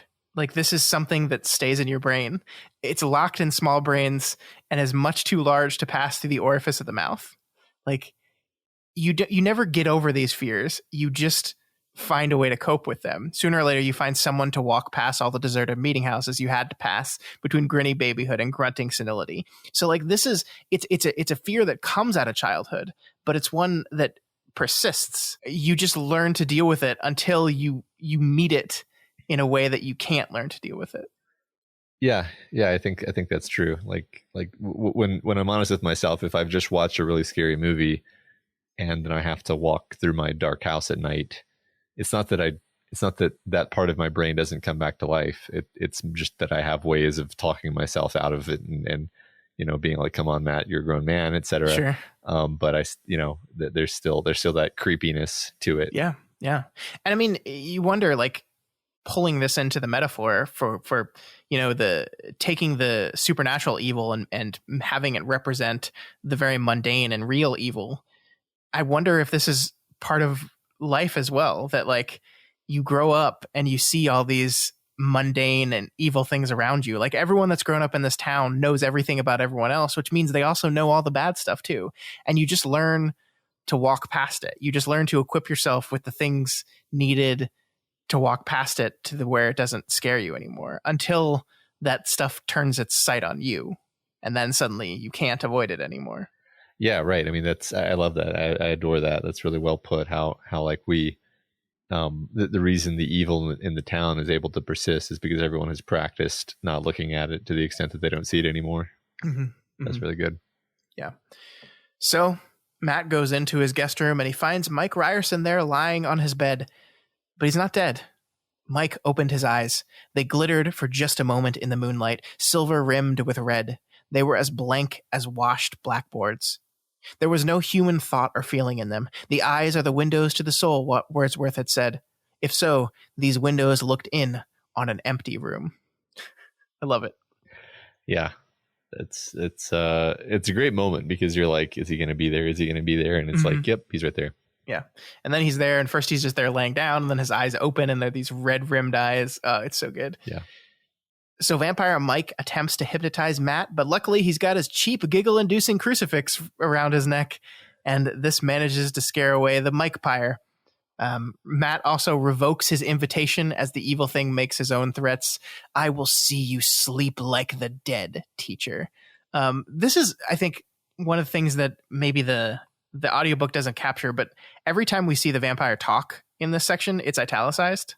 Which makes it unique and otherworldly. Like, he's not talking like everyone else talks. Well, the audiobook reader does do a successfully creepy voice in kind of an ineffable way. Like, it's not like it's over the top. It's just like, it sounds hollow. I guess I could say it. They do a good job with it. That is really cool. And I guess now we're learning a lot more about the way these vampires behave. This is kind of more of a direct kind of example of the behavior than we've seen before. Yeah, I mean, this is the first. I mean, Barlow aside, this is the first vampire we've truly like seen in the story. What do you think of Salem's Lot vampires? Yeah, well, so the main thing that jumps out and seems undeniable is like Danny Glick and Mike. They're not really themselves anymore. They do seem to sort of vaguely know who other people are. He knows that Matt was his teacher, but there's no affection, there's no personality remaining. Mm-hmm. He's just kind of a monster who happens to have the memories of Mike. There's no internal struggle for them. We talked about this idea that, like, what happens if one of our protagonists gets bitten or gets turned? And it kind of seems from this like I think they just turn pure evil immediately because there doesn't seem to be any moral struggle left over. Sure. They're soulless now. They are creatures where you could almost argue that they are dead. Their souls have moved on, and these are just like a sort of resurrected shell that is being used for evil purposes. Yeah, no, I like that. I don't know if that's like metaphysically, true within the frame of the story, but it makes sense. So, and also they don't seem as like badass as I kind of think Barlow and Stryker are. But maybe I'm maybe I'm wrong about that. We just haven't really seen much from these characters yet. So, I mean, if there's vampire power levels, this is probably like the lowest power level vampire. Yeah, they're babies. So yeah. So Matt survives this encounter, but the stress was a little bit too much for him, and he starts having a heart attack. Luckily, Susan is right there, who calls Dr. Cody back to Matt's Burke house for the second time in as many nights. I think that's a really good touch. He's probably like, Jesus, what is going on at this house? Yeah, seriously. So Susan, for her part, sits alone with her thoughts, waiting for the ambulance to come. She wasn't in the room. She didn't see the vampire, but she heard Mike Ryerson speak, and she sees his class ring sitting there in the empty bedroom. And so we end this week's chapter on, for that moment, in the dark, she believed. She believed it all. A scream rose in her throat, and she choked it unvoiced. So there we go.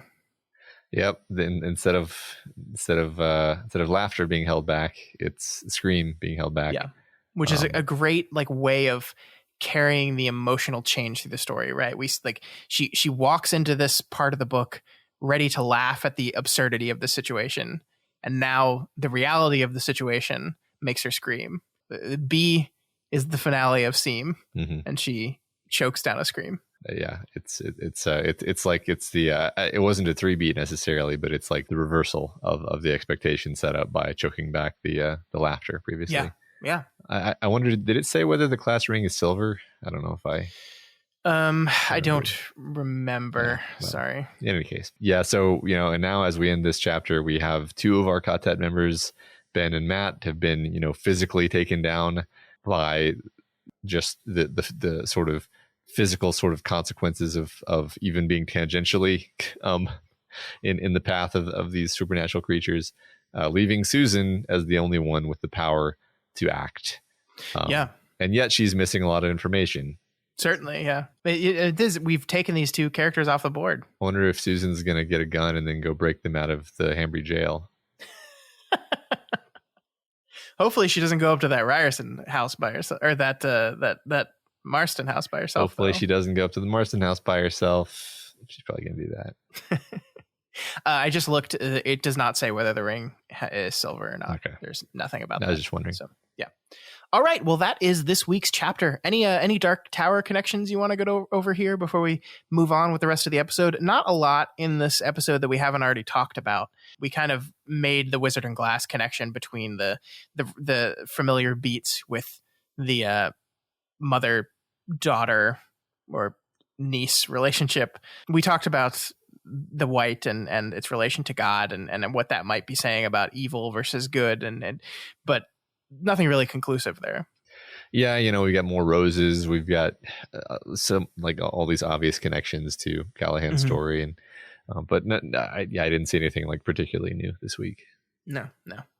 All right, let's move on to our discussion question. Last week's question was, name your favorite use of keeping something scary by not showing it. And we got a ton of answers from you folks. Just going to preface this at the beginning that a lot of people said Jaws, and that's the right answer because that's what mine would have been. All right, cool. So Matt R. says, the first and only thing that comes to mind is Jaws. When Chrissy is attacked from below, we can imagine what is happening. Legs being chewed off, stomach disemboweled. Our imagination makes it worse than what we see. And of course, technical difficulties kept the shark hidden, but it added to the suspense and terror. Who knew yellow barrels could be so scary? Of course, I'm biased since Jaws is the greatest movie ever made. It is an extremely good movie. I love it. Yeah, I mean, exactly. The idea that the reason open water is scary, and I say this as like a scuba diver who loves the sea, is that you can't see. Like that's what is scary about it. Yeah, I mean, I think the common theme that's going to be throughout all these answers is that like fear is based on the unknown, and so like not seeing things is how they become scary. Yep. So next we have Baby Can You Dig Your Sam, who says, for me, the most obvious example is Jaws. Hey, never has a filmmaker married music to horror so well. We don't see the shark because the shark didn't work, and the movie is elevated because of it. Ridley Scott's Alien is utterly terrifying, and you don't really get a good look at the full-grown monster until the very end. Shyamalan's Signs is also very effective. The scene where Joaquin Phoenix is watching the TV in a closet and sees what appears to be the lower leg of an alien peek out from the cornstalks is pure horror. You don't see much, but it's enough to shoot ice through your heart, and the full creature you see at the end isn't nearly as terrifying as that tantalizing leg. Although I'm not as big of a fan of found footage movies, the Blair Witch Project was pretty effective in creating tension and suspense without showing anything truly supernatural, just an overarching sense of dread throughout. The same is true for the Mothman prophecies. You never actually see a Mothman, but the psychological dread is palpable in every scene. Mm-hmm. Yeah, Blair Witch, that's great, and just like the sort of fucked up things that are implied to be happening off screen. Yeah. It lets you imagine it. I think that works really well. Absolutely. And yeah, I mean, Signs. We talked about Signs on the Doofcast. Love it. We love Signs, and there are. I mean, I guess I agree that the scene in the cornfield is, and in fact, the cornfield works very similarly to the ocean, where it's this you can't see through it. You know that there's stuff in there. You don't know where, you don't know what, and that's what makes it terrifying. Yeah, wouldn't it be great if there was an adaptation of a Stephen King work that used that effectively? You mean the fear of a cornfield? Yeah. Yeah. Unfortunately, there's no Stephen King work that uses cornfields at all. We're referring to The Children of the Corn. God, that movie's terrible. And how it fails to capitalize on this premise. Yes. All right. Labratio 77. We're talking about the movie there, not the short story. Yeah, sorry. You have not read the movie, which we covered on Other Levels of the Tower. Yep. All right. Labratio 77 says, my head actually went back to the classics. Hitchcock's Psycho doesn't show us the actual stabbing in the famous shower scene, just the knife, the heroine's screaming face, and blood in the shower drain, all punctuated with the classic score. Little parenthetical by Matt here. The blood was actually chocolate syrup. Add to this the big reveal at the end, as we haven't seen our killer the entire movie until we learn that we have, as Norman, dressed as his mother, was the killer all along, and the shock of the reveal is intensified. I also think the iconic meat hook scene in the Texas Chainsaw Massacre. Our heroine is caught. We watch her struggle as Leatherface carries her into a meat locker and hangs her on a meat hook. We're shown the meat hook as they enter the room, but we only see her shadow as she's hung from the hook, letting our minds decide just how grisly a scene it is. Finally, I thought of Paranormal Activity. We never see the entity that haunts Micah and Katie, but we see what it does quite often after the fact. This all culminates in watching Katie dragged out of the room by the entity and Micah running after her. Sounds are heard as we stare at the empty bedroom, a scream, then Micah's bloody body thrown at the camera, and a clearly possessed Katie rushing the camera, causing it to turn off. Spoilers. Yeah, just again, doing stuff off screen, showing things in silhouette, not showing things at all. Here's a question: is there any genre in which they ruin everything with sequels more than horror? I'm just thinking of all these things, like every one of these examples so far. It's like, yeah, that was a great fucking movie. Yeah, that was a great fucking movie. Like the first Paranormal Activity was a great flick, and then they made like 40 of them, and they weren't good anymore. Yeah, I mean, I think very often it's literally because of this. It's because they don't recognize that the thing is scary because we don't see the thing. Because they feel the need to one up the movie previously, and that one-upmanship is mostly just let's show more shit. Right. I feel like I've told this story before, but I remember we were in like seventh grade watching a documentary about Maya bloodletting rituals, and they were doing this thing where they were like showing they were basically showing the bloodletting rituals in silhouette, which which involved like a woman stabbing herself through the tongue. Jesus. But it's in silhouette, so you'd think it would be better, right? But I like almost vomited right there in the classroom with like the I almost feel like if I had just seen it, it would have been less bad than having it done in silhouette. Yeah. Right? And that always stuck with me as like a thing where the fact that they didn't just show it made it like it forced me to like do it in my brain, which made it all the more vivid, actually. This is actually the way in which CGI is kind of ruining things, because there's no technical limitation. You can show whatever you want. And so people tend to. Yeah.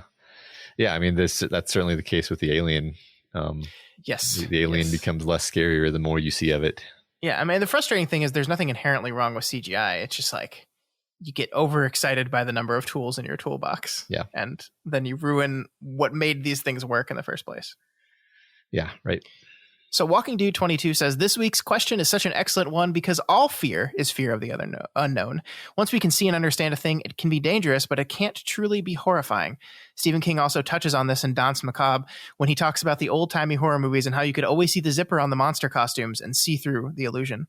H.P. Lovecraft was phenomenal at this. His descriptions described alien geometry and unimaginable colors and shapeless ancient monsters. The most merciful thing, I think, is the inability of the human mind to correlate all its contents. We live on a placid island of ignorance in the midst of black seas of infinity, and it was not meant that we should voyage far. That's a quote from H.P. Lovecraft. Mm-hmm. As to movies, I would nod towards John Carpenter's The Thing. We come to know that the monster is there, and we even sort of understand what it is, but we don't really ever get a solid sense of its motivation or clear view of its true nature. Like Pennywise, the thing hides its true form and leaves us to our own paranoia. We don't see the alien taking over people. We learn that it has during a reveal later in the story. Every time we change scenes, we don't know who is human and who is alien. We don't know why the characters are behaving the way they do. The Thing is such a fucking good movie. Yeah, it absolutely is. And I mean, it reminds me of this book we're reading right now, in the sense that it's more about the psychology of the human beings than it is about the monster. Yeah. Which is great. Yeah.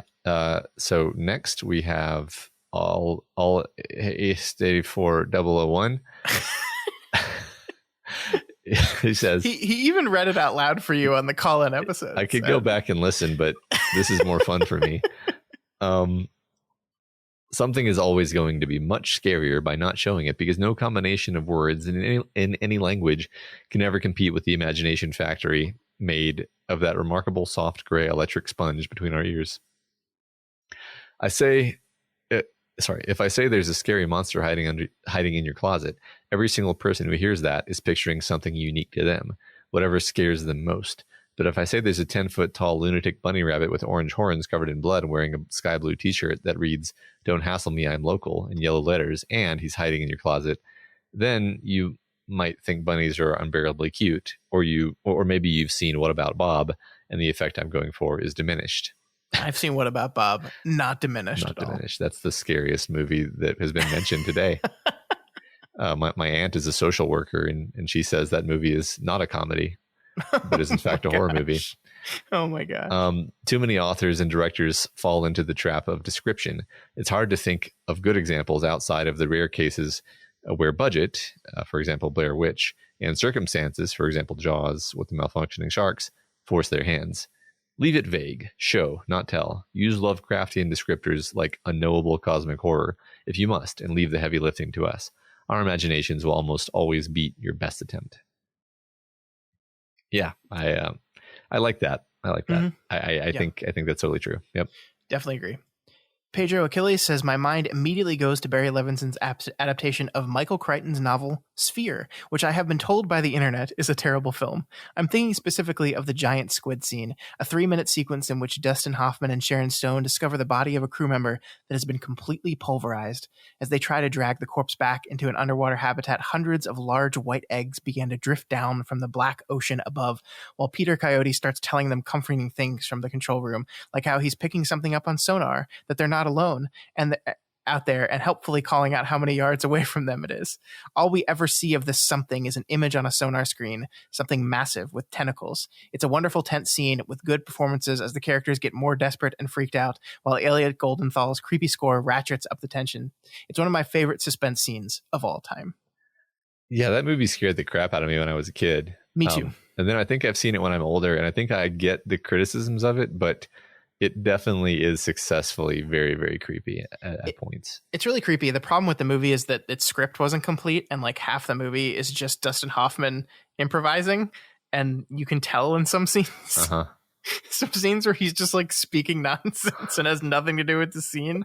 You're just like, what the fuck is going on? But it's definitely, it's a lot of really great ideas and really, really well shot tension. Yeah, I like, there's the fear of the creatures outside. What the hell's going on? There's the fear of each other at a certain point. Yeah, it's good. The fear of Samuel L. Jackson. I like it. I like the movie. Yeah, me too. Pear Jane says, Sam, who is, I guess, answering elsewhere, offered two of my answers: Signs and Alien. My favorite Signs bone chiller is when they're looking at the picture book. It's an inherently silly scene. If I remember correctly, the kids are wearing tinfoil hats, and they see an illustration of a house like theirs under alien attack, remark on how the house looks like theirs, and then see a cartoonish dead father and his two dead kids on the lawn. I still can't think of it without a shiver. Still no creatures, just their victims. We also get the trope of the single swing in a wind that isn't blowing, and later alien fingers poking under the door. It's so wonderfully creepy, and I haven't been willing to show it to my kids yet. Yeah, that movie's really scary. Yeah, I agree. That movie's that's one of my favorite Shyamalan movies. I think again, the first part of the movie where you're just building the dread and you're seeing little hints of it, and you don't know what it is, how it, what. Not only do you not know what it looks like, but you don't know even what you're supposed to be worried about. That's I think a particularly good kind of horror. Yes. I am so excited about Shyamalan's Old coming out next month. So excited about it. We're going to have to do an episode on that movie. Absolutely. Shortstop 88 says, my favorite or best that comes to mind use of keeping something scary by not showing it had to be in the Worm arc that introduced the Slaughterhouse 9, specifically the Crawler chapter. Later on in the series, Crawler seems dangerous, but not scary, as I now understood what he could do. But the way the first chapter only referenced him with the sounds of things being smashed while everyone in that bunker hid in the vault was probably the only S9 intro chapter that actually made me frightened for the characters. Sure, the others were extremely tense and dangerous, but the unknown is much scarier than when you can understand. Yeah, that's true. Yeah, I think that's true. I think we don't even know what Crawler looks like at all at that point, because it's implied that he changes he like becomes different over time. Yeah. And his name is Crawler, which is a very scary name also. Yeah. So yeah, cool. It helps if you imagine him as the caterpillar from A Bug's Life. I was imagining him as the thing from The Relic. That's probably better. Yeah, which is another movie that doesn't show very much, but then it does, and then it ruins everything. Yep. All right. Yep. I'm Your Density says, my mind goes to the movie From Dusk Till Dawn, but not because of vampires.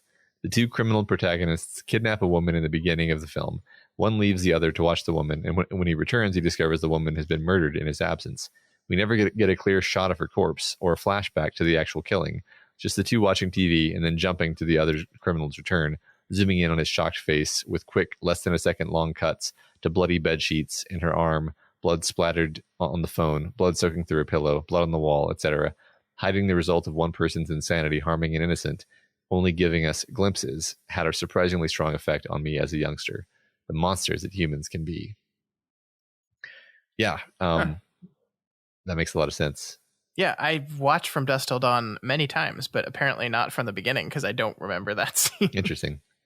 Yeah, I mean, I've never seen it actually, but what strikes me about this description, at least, is often you get a much better result for your buck when you're movie making if you show a person reacting to a thing than if you show the thing itself. And so showing this person's horrified face as he looks in this room is probably doing a ton of work for you. Yeah, definitely. Idolan Jones says, first thing that came to mind, probably because I'm in the middle of a rewatch, is the Doctor Who episode Midnight. The Doctor, sans his usual companion, is aboard a windowless shuttle crossing an uninhabitable planet. And then it breaks down. And then something knocks on the door. What follows is incredibly tense and some of the best Doctor Who I've ever seen. We've never seen whatever is knocking at the door, but the people inside the shuttle are terrorized and traumatized by the events that unfold. The real villain, of course, is a human paranoia and mob mentality as they begin accusing each other of causing the situation. This episode has little to do with the overall Who mythos and can easily be viewed in a vacuum, so I'd encourage people to watch it, even if they aren't Doctor Who fans. Yeah, I've never seen an episode of Doctor Who in my life, ever, so maybe I'll watch that one. Yeah, I've never seen an episode of Doctor Who either. I don't know how that happens because it's this incredibly popular show. Right? How does that happen? I mean, I guess it's just with H.P. Lovecraft. It's going to be for another week in a row. I'm going to say something, and then our listeners are like, yeah. We're going to get emails. Well, I mean, people from the UK are certainly going to be like that. Sure. For us, it's like, look, we had Star Trek mainlined into our bloodstream from a young age on many different channels, but they just never put Doctor Who on TV over here anywhere I could watch it anyway. That's I love that premise though. It kind of reminds me of like some of the early X-Files episodes where they were they could have been viewed as a one-off,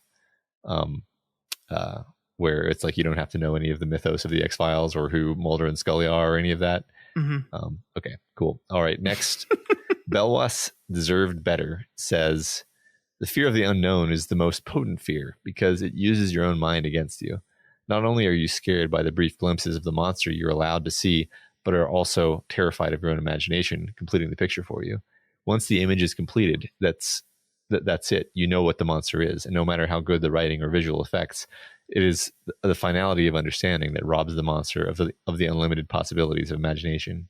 Both the shark and the alien were limited in their screen time due to technical difficulties with the practical effects on set. And once they make a full appearance, it really is reduced to, yep, that's a big-ass shark. And damn, that's a nasty-looking alien. Until that point, you're left wondering at how bad can it be? And once you see the truth, the answer is always, it could have been worse. Yeah. I think there's a reason why we're kind of circling around these two properties more than anything, because they're like the best examples of it. Exactly. Yep. Mick CQ says, H.P. Lovecraft's cosmic horror stories. I thought he'd be a more popular answer here since he relied on teasing the unknown so much that his writing became a topic of ridicule for some. Not to say that he didn't do it well. People like Guillermo del Toro and Neil Gaiman are big fans for a good reason. From my own experience, I found you could skip to the end of a paragraph if you wanted to, knowing it'd say something along the lines of, from it came an unimaginable putrid stench emanating from an immeasurably large writhing form from an unfathomable dimension. Heavy paraphrasing. But where's the fun in that? Despite being beyond the human imagination, his descriptions still feel tangible in a way that fill you with dread. I guess the most obvious example would be from The Call of Cthulhu. Most of the storylines involve detective work, finding notes, clay figures, evidence of cults, and mental illness outbreaks. Similar to Matt's realization of vampires in Salem's Lot this week, the evidence slowly builds to the point where it can't be refuted, as crazy as it sounds, before the eventual payoff. Yeah, still need to read that Lovecraft. Yeah. Still have not read any Lovecraft between last time we met. Yeah, Lovecraft update?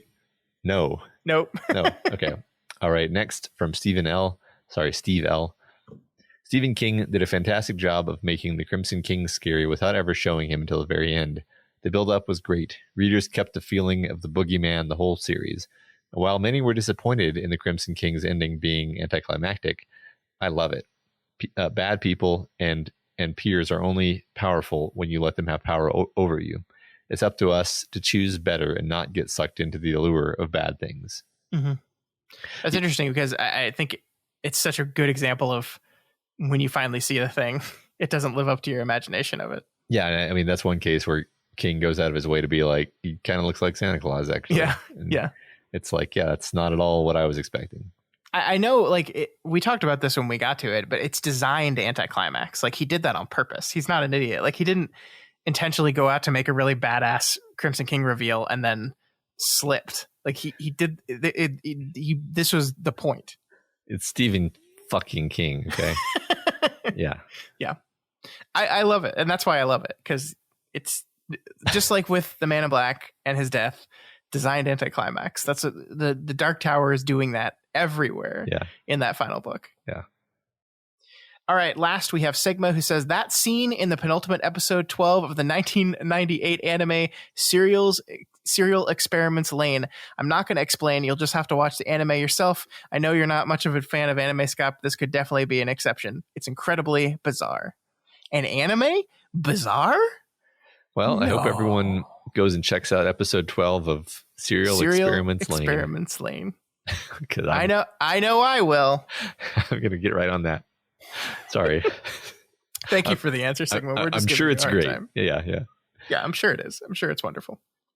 All right, that moves us on to next week's question, which we have already revealed, but we'll say it again here for you. If a good friend came to you today saying that there's a vampire in his house, what would it take to convince you that that was the truth? Yeah. How would you react? Yeah, really excited about this one because it's such a fun, I mean, that's like almost the heart of this book, actually. Yeah. Cool. It's great. All right, folks, that is it for us this week on Kingslingers. And next week, we're back with The Lot as we cover just one chapter this time. Matt, I'm sorry, it's a little bit of a long one. We're just covering Chapter 10, The Lot 3. Yeah, I forgot that my answer to the discussion question would have been Predator, by the way. Anyway. Oh, yeah, good. Yeah. Remember, you can reach us via email at kingslingers@gmail.com or on Twitter at kingslingerspod. And of course, the subreddit r/doof is the place to go and give us your answer to what would you do if your buddy called you up and said there was a vampire in his house? Yeah, would you believe him? Why? How? When? Where?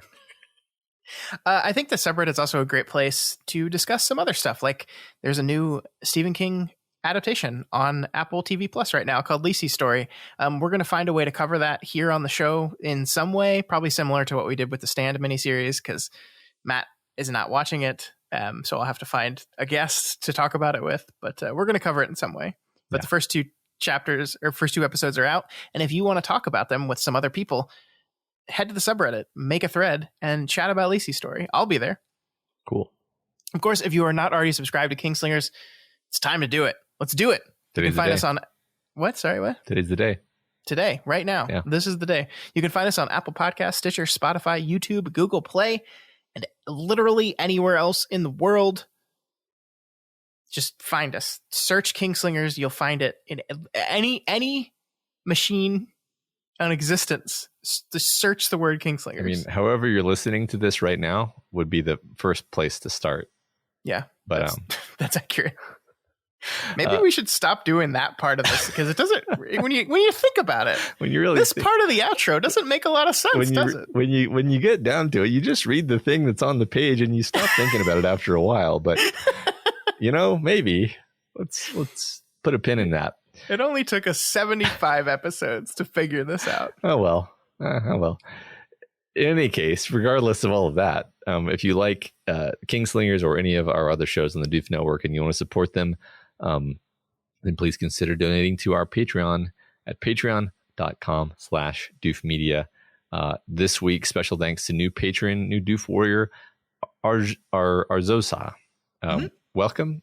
We hope you enjoy the cool stuff that we have at that tier. Yeah, especially, once again, our bonus episode of Other Levels of the Tower covering the movie Thinner, out now. Please check it out. It was so much fun to record. Just a good hour chat about a not very good movie. Yeah, it was fun. But if you cannot afford to donate to us right now, that is absolutely okay. You can help us out by sharing this podcast. Just do it. Keep sharing. Share, and share alike. It's like that song from All Dogs Go to Heaven where they split the pizza up. Do that, but with the podcast. Of course, you can always help us out by leaving us a rating and a review. This week's Spotlight review comes from me011400, who gives us 5 stars and says, the best Stephen King podcast ever.